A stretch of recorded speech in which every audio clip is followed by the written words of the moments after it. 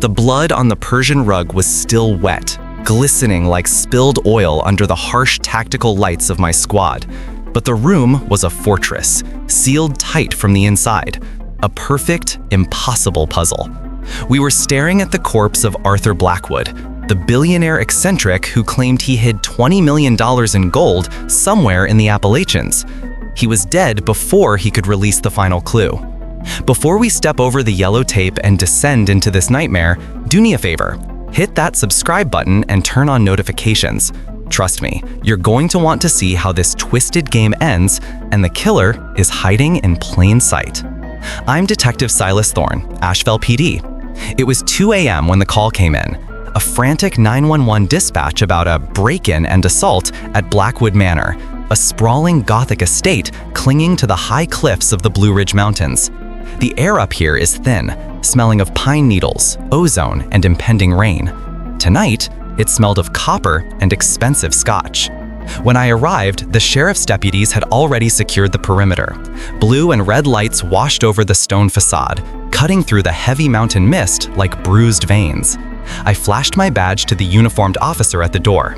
"Scenes upstairs, detective," the officer said, his voice trembling slightly. "Library. It's weird, sir. The door was bolted from the inside. We had to use the ram." I walked up the grand staircase, the ancient wood groaning under my boots. The library was a cavernous room filled with rare books and the silence of the dead. Arthur Blackwood sat in his high-backed leather chair, facing the cold fireplace. The back of his skull had been crushed by a heavy object. Here is the kicker. The windows were locked and barred with iron grates. Arthur was paranoid about treasure hunters. The heavy oak door had been deadbolted from the inside. The deputies confirmed they had to batter it down. The only key to that deadbolt was sitting snugly in Arthur's vest pocket. So, how did the killer get in, smash a billionaire's skull, and vanish into thin air without unlocking a door or breaking a window? "Detective," a voice called out. Officer Miller, our crime scene tech, was hovering over the desk. "You need to see this, the safe." I walked over, snapping on latex gloves. The wall safe, hidden behind a velvet tapestry, was gaping wide. Empty. "The gold ledger," I muttered. Arthur didn't hide gold bars. He hid certificates of ownership for gold bullion stored in a private vault in Switzerland. The rumor was that tonight he was drafting the final riddle. Now, the ledger was gone. "Who found the body?" I asked Miller. "3 people were in the house," Miller replied, bagging a heavy bronze statue, the murder weapon, found wiped clean near the fireplace. His nephew, Julian, his estranged daughter, Elena, and his personal attorney, Vance. "They're downstairs." I looked at the body one last time. Arthur's hand was clenched tight. I pried his fingers open carefully. Resting in his palm wasn't a piece of paper or a key. It was a single, small, unpolished gemstone, a raw emerald. I felt a chill run down my spine. This wasn't just a robbery. This was a message. Raw emeralds are only found in specific mines in North Carolina. Arthur was pointing us somewhere. I bagged the emerald. As I turned to leave, thunder finally cracked outside, shaking the foundation. The lights flickered and died. In the sudden pitch blackness, distinct and sharp against the rain, I heard a mechanical click from the corner of the room where the secret safe was. Someone was still in here with me. My hand went instantly to the Glock 19 on my hip. "Police, don't move," I shouted into the void. The beam of my tactical flashlight cut through the dusty air. I swept the room, left to right. The velvet tapestry swayed. The empty safe gaped like a hungry mouth. But there was no one there. "Detective, you okay?" Officer Miller's voice came from the hallway. The emergency generator kicked in with a low hum, and the lights buzzed back to life, casting long, distorting shadows against the bookshelves. I exhaled, my pulse thumping against my ribs. "Clear the room, Miller.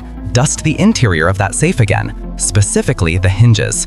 I heard something metallic. I headed downstairs to the drawing room. The air up here was thick enough to choke on. The 3 suspects were positioned like chess pieces in a stalemate. First was Julian Blackwood, the nephew. He was pacing, wearing a silk robe that cost more than my annual salary. He looked like a man standing on a trapdoor. His hands were shaking so hard, the ice in his glass rattled. "This is insane," Julian stammered, his eyes wide and bloodshot. "I need to call my broker. If the market opens and the news of Arthur's death hits, my leverage is gone. They'll kill me. You understand? They'll break my legs." "Sit down, Julian," I said, voice low. "Your debts in Atlantic City can wait. Your uncle is dead." Next sat Elena Blackwood. She was staring into the cold fireplace, wrapped in a blanket, shivering despite the heat. She hadn't spoken to her father in 10 years. A brief memory flashed in my mind. A file photo of her from a decade ago, bright-eyed and hopeful, before she vanished into the activist underground. The woman before me was a ghost of that image, hardened and hollowed out. Finally, Marcus Vance, the attorney. Slick suit, not a hair out of place. He was tapping furiously on his phone, his face illuminated by the blue light. "Phone's away," I barked. Vance didn't look up. "I'm billing this time to the estate, detective.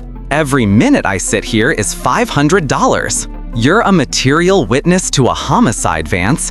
Keep pushing and I'll bill you for obstruction." I turned to Julian. "Julian, let's try this again. 1:30 a.m. Where were you?" "I told you," Julian's voice cracked, high and desperate. "I was sleeping. I heard a crash, like the house was falling down. I ran to the library, but the door was locked. I shouted for Uncle Arthur, then I called 911. "And you?" I looked at Elena. She turned slowly, her eyes dark voids. "I was in the kitchen," she said, her voice barely a whisper. "Getting water. I couldn't sleep. The storm. It sounds like the mountain is screaming." "Did you hear the crash?" "No. The east wing is soundproofed. Father didn't like noise." "Convenient," Vance muttered, finally pocketing his phone with a sneer. "The prodigal daughter returns just in time for the reading of the will." "Shut it, Vance," I snapped. I walked over to Julian. I noticed a smudge on the hem of his expensive silk robe. "What's this, Julian?" He looked down, panic flaring. I don't know. Dust? That's red clay, Julian. Appalachian red clay. Wet."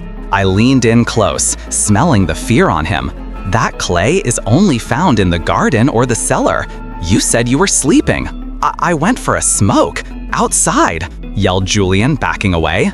"Is smoking a crime now?" "It is, if you entered the house through a window you weren't supposed to," I said. "Officer, read him his Miranda rights. Get him out of here." As the deputy hauled a protesting, weeping Julian away, Vance stood up, adjusting his cufflinks. "You're making a mistake, detective.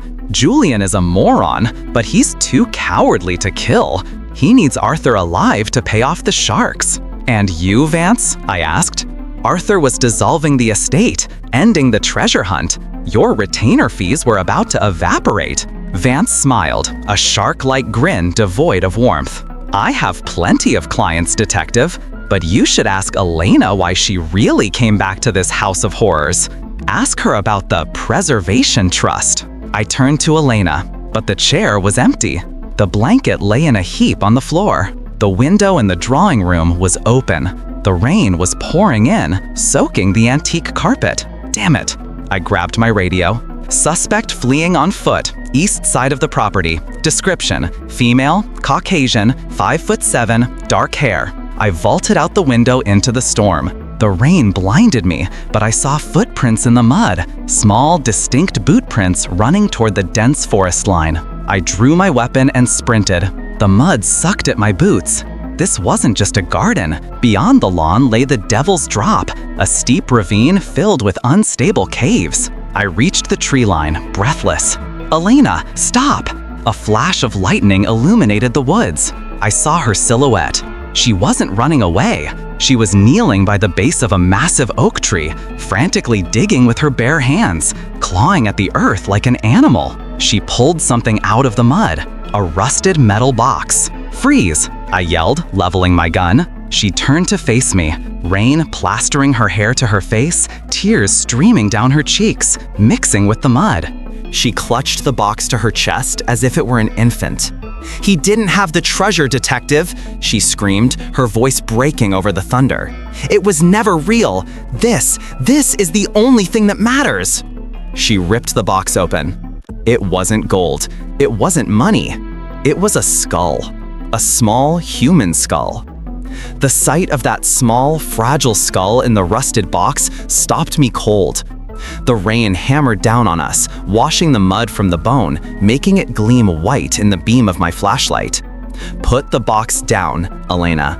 Slowly," I commanded, though my voice lacked its usual steel.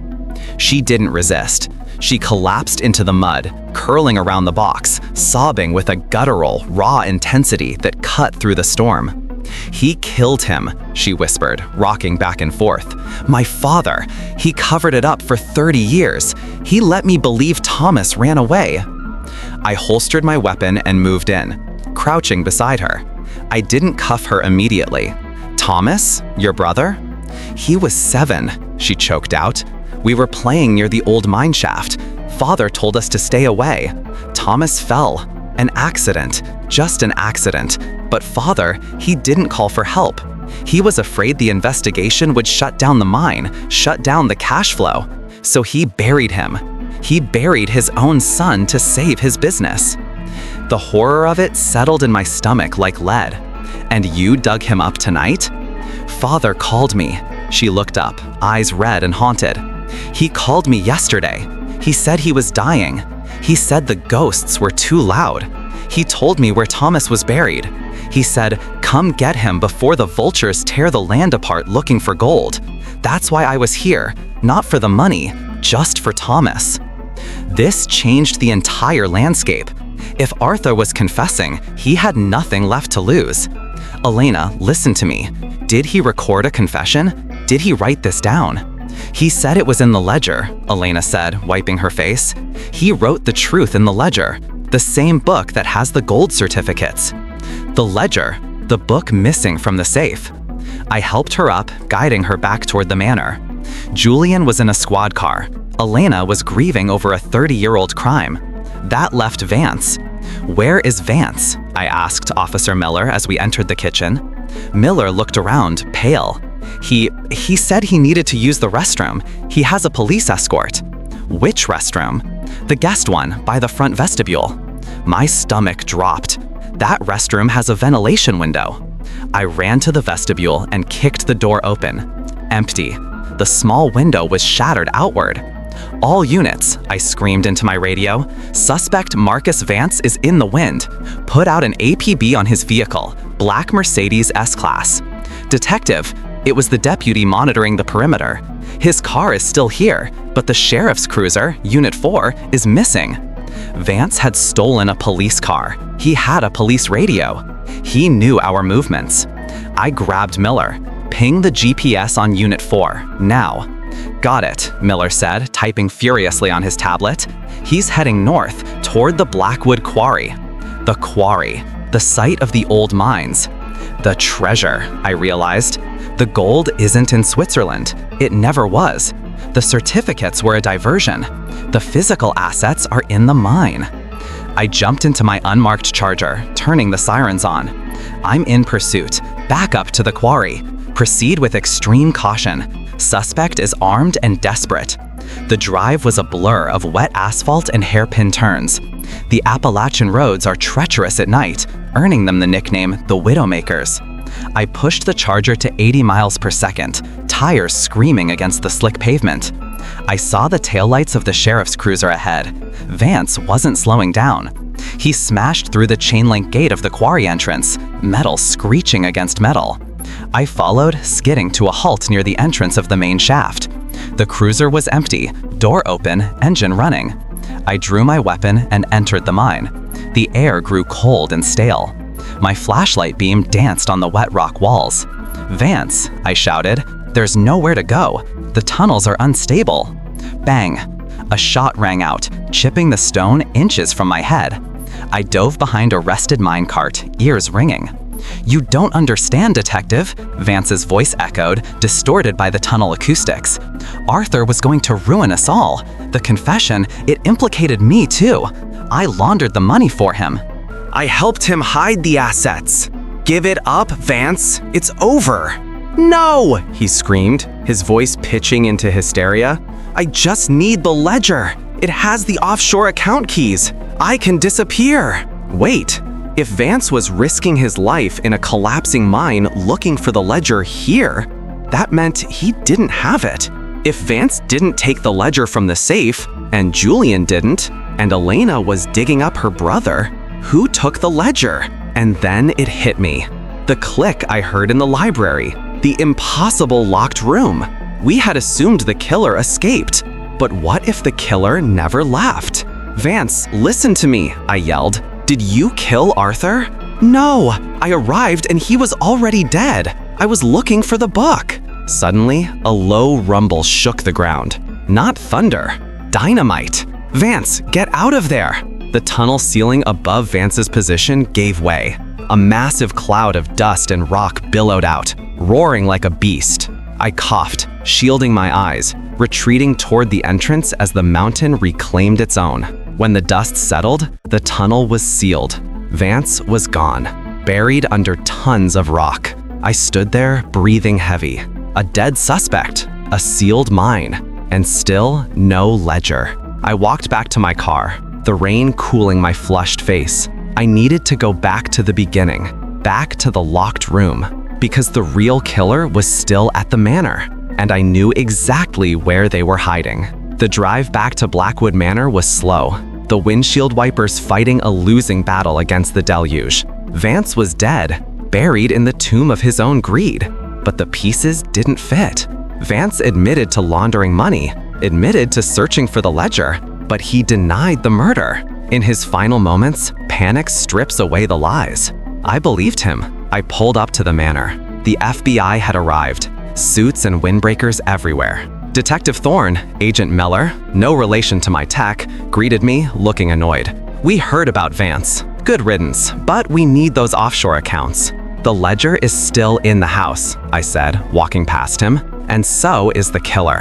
I went straight upstairs. The crime scene tape was still up. The body of Arthur Blackwood had been removed, leaving only the chalk outline and the dried blood on the Persian rug. I stood in the center of the room. I closed my eyes. The door was dead-bolted from the inside. The windows were barred. Impossible, I whispered. I walked over to the heavy oak door. I knelt down, examining the floor. There, just under the door jamb, was a tiny fiber. A piece of fishing line? Miller, I shouted. He ran in. Yeah, detective. The string trick, I said, pointing. You tie a string to the deadbolt knob, loop it under the door, pull it to lock it from the outside, then pull the string free. Miller looked impressed. So that's how they did it? I grabbed a piece of evidence string and tried it on the lock. I pulled, the string snapped.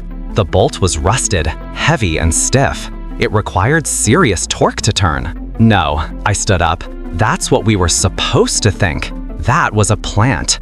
A red herring to make us think it was a clever burglar. If the door was truly locked, I turned to the windows. The impossible iron bars. I walked over to them. I ran my hands along the cold iron. Solid, unmoving. I checked the masonry. Solid stone. Then I noticed something. The sconce on the wall next to the window. It was slightly crooked. Arthur was paranoid. Paranoid people don't trap themselves. They build escape routes. I gripped the sconce and twisted it. Click! A heavy mechanical thud echoed from the window frame. Not electronic, purely mechanical. Gear shifting deep in the wall. The entire iron grate released from the stone, swinging inward on massive silent hinges. It wasn't a prison, I muttered. It was a fire escape. The bars weren't to keep people out. They were to keep the myth alive. I swung the grate open. A narrow stone ledge ran along the side of the house, slick with rain. It led directly to the balcony of the adjacent room, the guest bedroom. Who was staying in the guest bedroom? I asked Miller. Miller checked his notes. No one, sir. It was empty. Check it, now. We ran to the next room.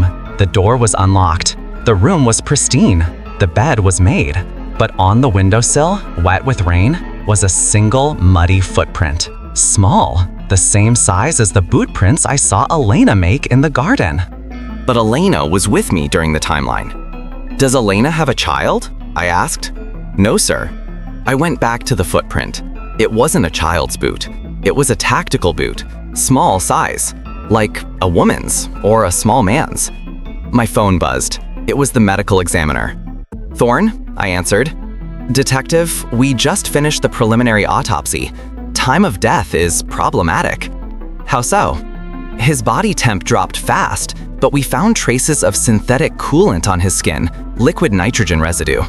He was frozen? Just the surface, to mask the time of death. He wasn't killed at 1:30 a.m. when the crash was heard.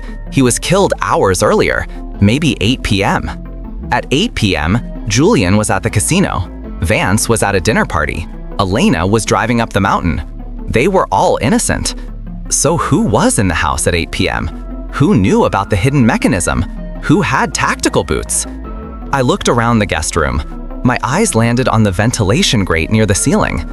Miller, get me a ladder. I climbed up and unscrewed the grate.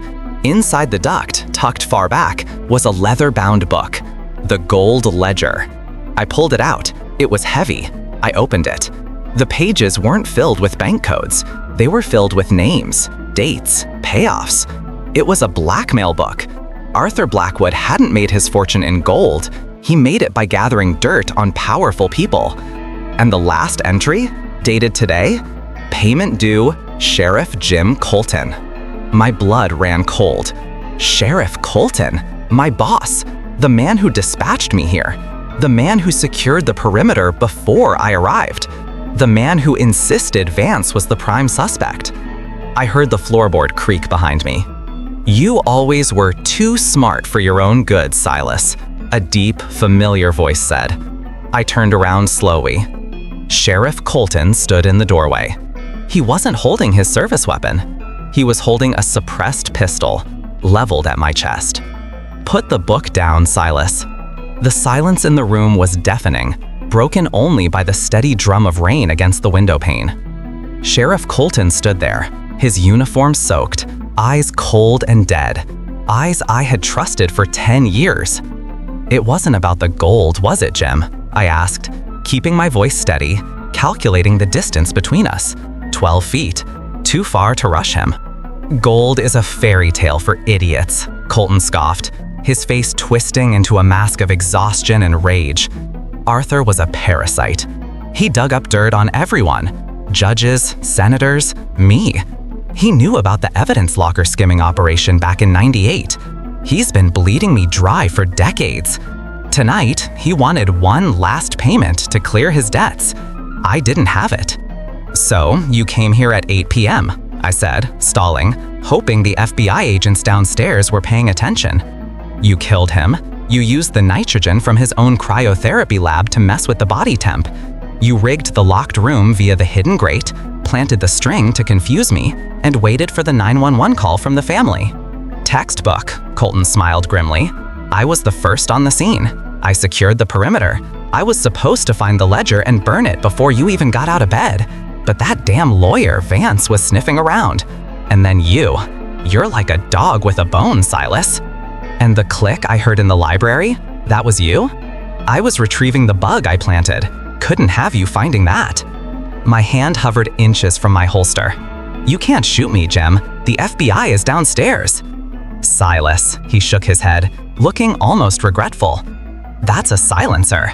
And the FBI? They're busy cataloging a fake fraud scheme I fed them about Vance. By the time they come up here, you'll be the hero who died in a shootout with the corrupt lawyer who miraculously survived the mine collapse. I'll plant Vance's backup piece on you. He tightened his grip on the trigger. I'm sorry, kid. One problem, I said. What? I'm streaming. Colton blinked, confusion flickering in his eyes. What? I tapped the body camera on my chest, a new protocol he had authorized himself last month. Cloud upload, Jim. Real time. The encrypted server. Dispatch is watching. The FBI command van outside is watching. Colton's eyes darted down to my chest for a fraction of a second. That was all I needed. I threw the heavy ledger at his face with everything I had. Thud.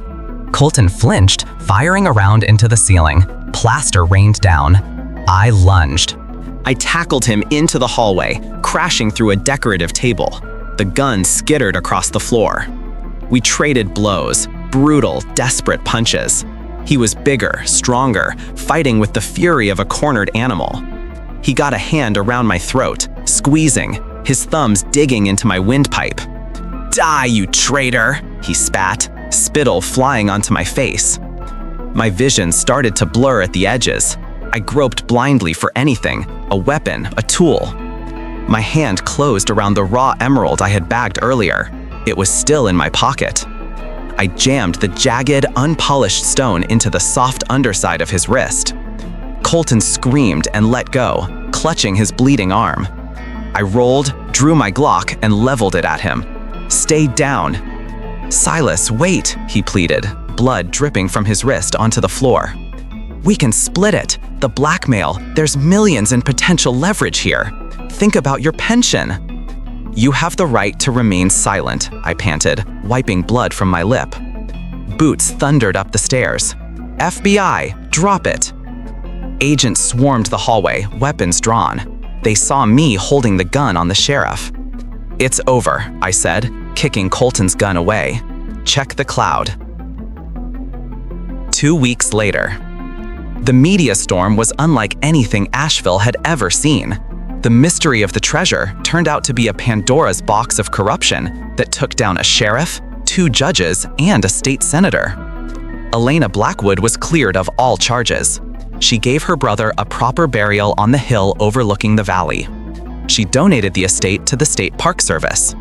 The treasure wasn't gold, and it wasn't the blackmail book either. I stood by the police tape one last time. The sun was finally shining, burning off the mountain mist. I looked at the comments on the newsfeed. Everyone was talking about the gold, the murder, the scandal, but they missed the one detail that Arthur Blackwood actually cared about. I pulled the raw emerald from my evidence bag, now released to me as a keepsake by Elena. Under the sunlight, I noticed something etched microscopically into the stone. I took out a magnifying glass. It was a set of coordinates. Not for a bank, not for a mine. I looked them up on my phone. They pointed to a small, nondescript plot of land in the middle of a forest preserve. I drove out there yesterday. No cameras, no backup. There was a bench and a plaque. In memory of Sarah Blackwood, beloved wife. She had died 30 years ago.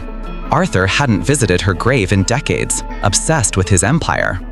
But buried beneath the bench in a simple tin box was a letter. It wasn't a confession, it was an apology to Elena, to his wife. He had lost his soul chasing fortune.